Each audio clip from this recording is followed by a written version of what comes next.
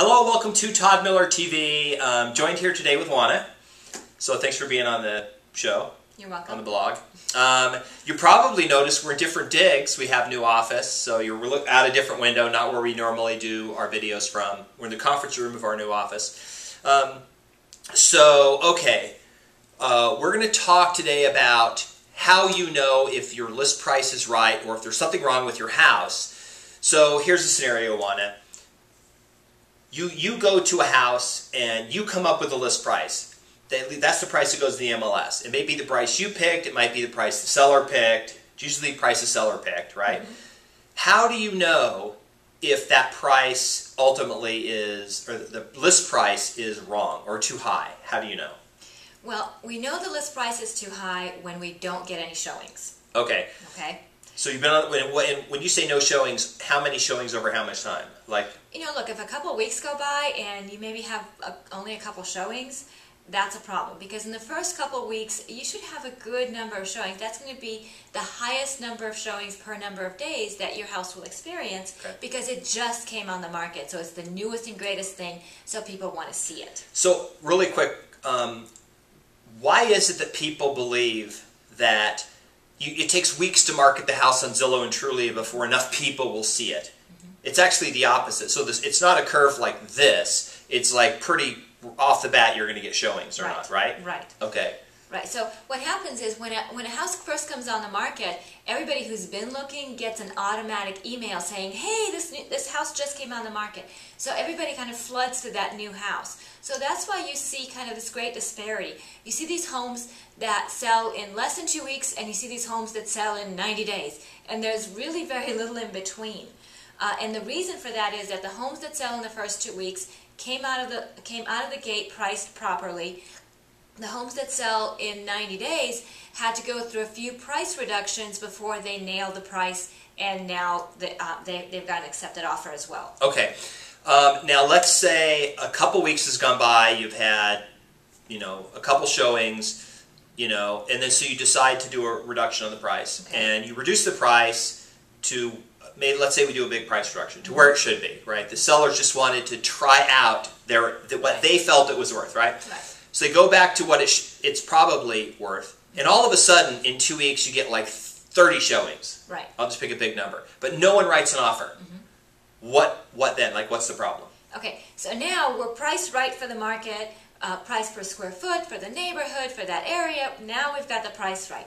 Now people show up, and now we have the house. There's something wrong with the house. Does the house have an odor about it? Do you have pets? Do you smoke?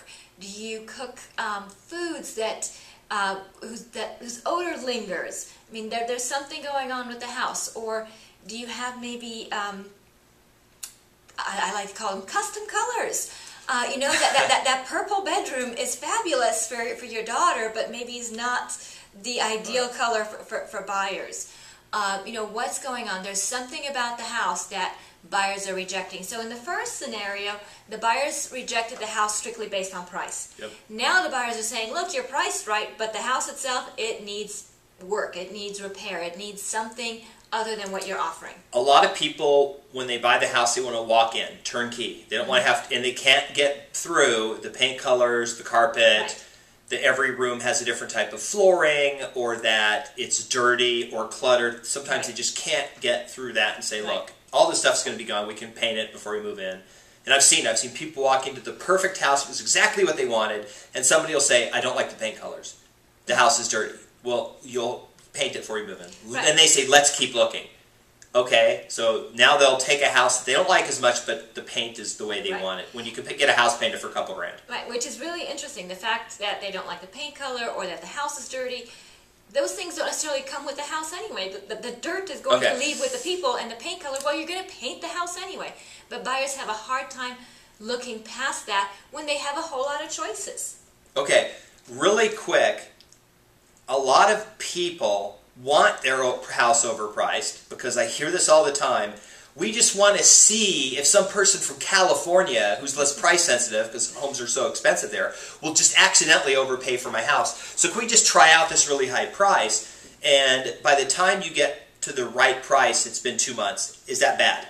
It is, because even though you're reducing the price on the house, you've lost that initial wave of buyers who have been waiting for you to come on the market. They've already bought something else. They've already dismissed your house.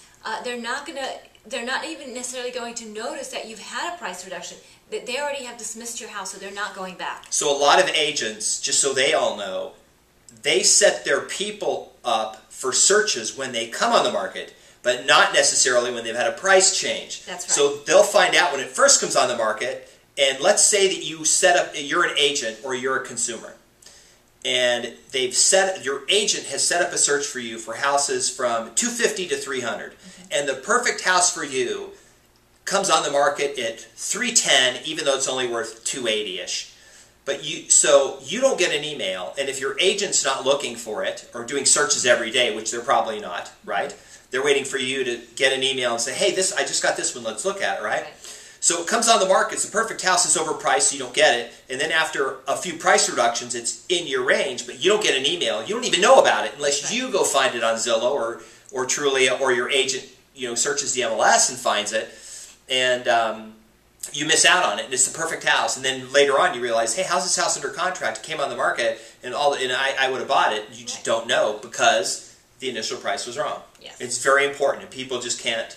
They just want to try out a higher price, hoping they can get more money. And well, here, and it's perfectly understandable. Sellers don't want to leave money on the table, so to speak. So we completely understand that. I think what sellers need to also remember is that the longer a house stays on the market, they're going to probably actually get less than they would have gotten had they come on the market at the correct price in the first place. Right. And here's the thing.